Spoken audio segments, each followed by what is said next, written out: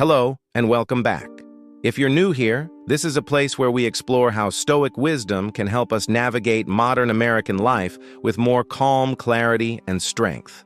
If these reflections resonate with you, take a moment to like this video and subscribe so you can join me each week in building a quieter, stronger way of living.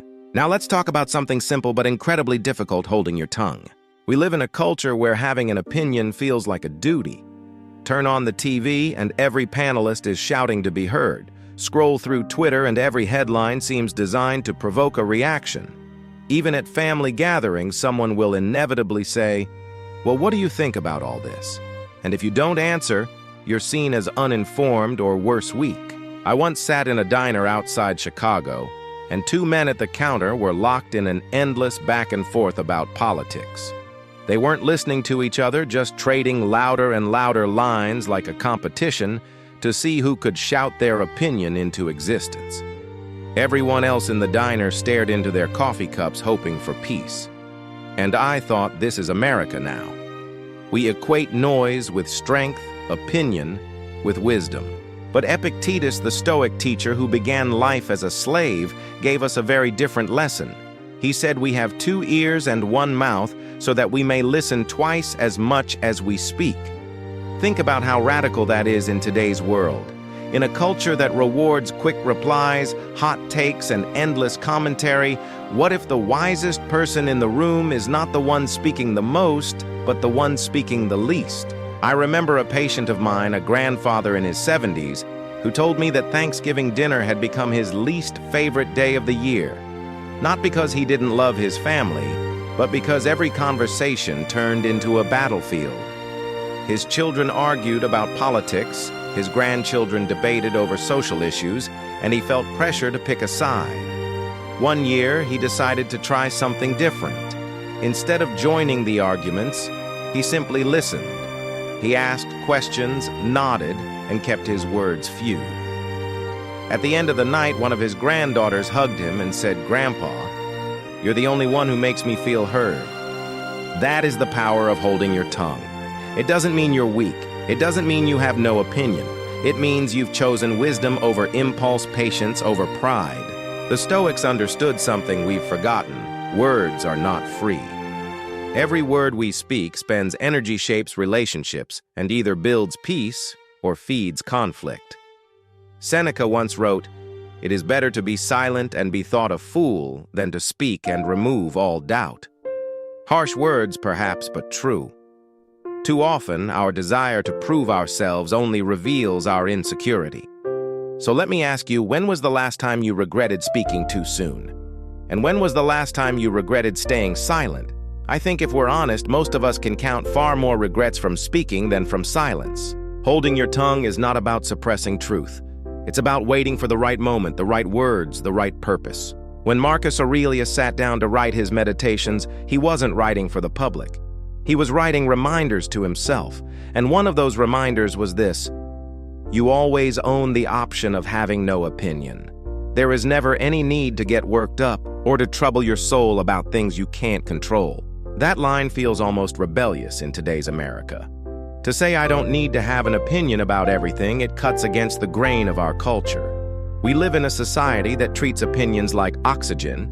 You must breathe them out constantly, or else you're irrelevant. But Marcus knew the truth. Most of the noise around us has nothing to do with us, and adding our voice only adds fuel to the fire.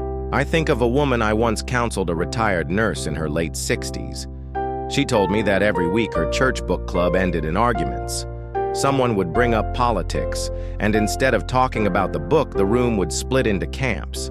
She said she used to feel this compulsion to speak to correct people she thought were wrong, but afterward she always went home, drained, heart-pounding, unable to sleep. One week, she tried a different approach. She listened. She asked a few gentle questions, and when the debate grew heated, she chose silence. Later, another woman pulled her aside and said, "Thank you for not taking sides. Your calm made me feel safe to stay."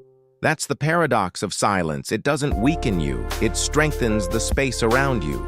Seneca wrote that words once spoken cannot be recalled. They fly out uncontrolled and can wound beyond repair. He compared uncontrolled speech to arrows shot in anger, easy to release, impossible to pull back. How many relationships in our lives bear scars from words we wish we could take back? A careless sentence at a family dinner, a sharp reply in a moment of frustration, a text sent too quickly. The damage lasts long after the moment has passed. The Stoics were not against speaking, but they were for measured speaking. They taught that every word should serve a purpose to build, to heal, to clarify. Anything else is wasted energy. Epictetus warned his students not to engage in idle talk because idle talk makes us idle thinkers. Modern science agrees. Studies show that people who speak less impulsively, who take time before responding, are perceived as more intelligent, more trustworthy, and more in control of themselves. In corporate boardrooms, in classrooms, even in casual conversations, the quiet person who chooses words carefully often commands more respect than the one filling the air with chatter. Think about your own experiences. Haven't you noticed that the person who speaks less but says something thoughtful is remembered long after the loudest voice is forgotten? There's a quiet authority that comes from restraint. Holding your tongue then isn't passive. It's an active discipline. It's choosing the moment, the tone, the purpose. It's reminding yourself, as Marcus did, that you always have the option of no opinion. But let's be honest, silence is uncomfortable. When a room is buzzing with debate, to stay quiet feels almost unnatural. Our pride whispers, "Say something, prove you're smart. Don't let them think you don't know." But pride is a poor master.